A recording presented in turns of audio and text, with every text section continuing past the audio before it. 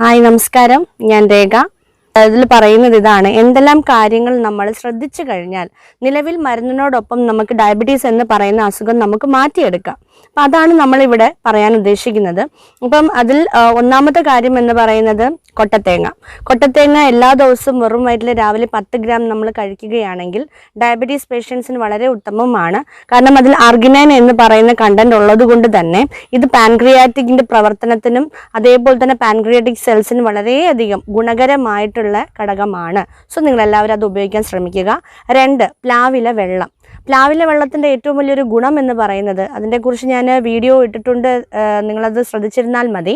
പ്ലാവില എന്ന് പറയുന്നത് 5 പഴുത്ത പ്ലാവില, 1 ടീസ്പൂൺ ജീരകം, 1 ടീസ്പൂൺ ഉലുവ, ചിരട്ടയുടെ അരമുറിയുടെ പകുതി. ഈ ഒരു കോമ്പിനേഷനാണ് നമ്മൾ 2 ലിറ്റർ വെള്ളത്തിൽ നമ്മൾ കുടിക്കുന്നത്. കുടിവെള്ളമായിട്ട് നിങ്ങൾക്കത് ഉപയോഗിക്കാം. അപ്പം അത് ശ്രദ്ധിച്ച് കഴിയുമ്പോഴത്തേക്കിന് നിങ്ങൾക്ക് ശരീരത്തിൽ ഉണ്ടാകുന്ന അമിത ചൂട് കുറയ്ക്കാനും എക്സസ് ഗ്ലൂക്കോസ് യൂറിനിലൂടെ പുറത്ത് കളയാനും ഒക്കെ നമ്മൾ ഈ പറയുന്ന വെള്ളം കൊണ്ട് നമ്മൾ ഒരുപാടധികം സഹായിക്കുന്നുണ്ട്.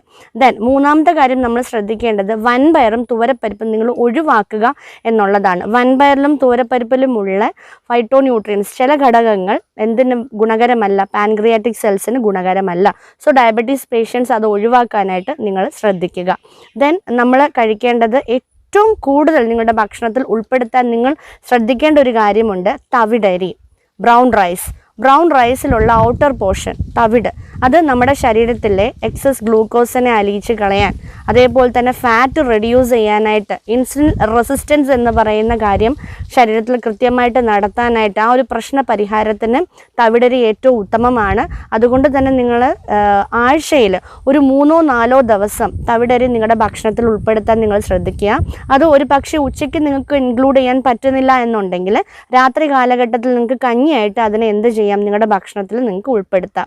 റെഗുലർലി ഗോതമ്പ് കഴിക്കുന്നതും ഈ നമ്മൾ വെള്ളേരി ചോറ് കഴിക്കുന്നതിന് തുല്യമാണ്. പിന്നെ രാവിലെ നിങ്ങൾ എടുക്കുന്ന ഈ പറയുന്ന വെള്ള അരിയിൽ ഉണ്ടാക്കുന്ന അപ്പം, ദോശ, ഇതുപോലും നമുക്ക് എന്താണ്, ഡയബറ്റീസിന് ഗുണകരമല്ല. കഴിവതും പറ്റുമെങ്കിലും നിങ്ങൾ എന്ത് ചെയ്യുക, ചുമന്ന അരിയിലുള്ള കാര്യങ്ങൾ ഉൾപ്പെടുത്താൻ ശ്രമിക്കുക. നമ്മളൊന്ന് ശീലമാക്കിയാൽ നമുക്ക് ചേഞ്ച് ചെയ്തെടുക്കാവുന്ന ഒരു കാര്യമേ ഉള്ളൂ. അപ്പോൾ 3-4 കാര്യങ്ങൾ ഞാൻ പറഞ്ഞു: കൊട്ടത്തേങ്ങ, വെള്ളം, പ്ലാവില കൊണ്ടുള്ള വെള്ളം, വൻപയറും തുവരപ്പരിപ്പ് ഒഴിവാക്കുക, തവിടരി ഉൾപ്പെടുത്തുക.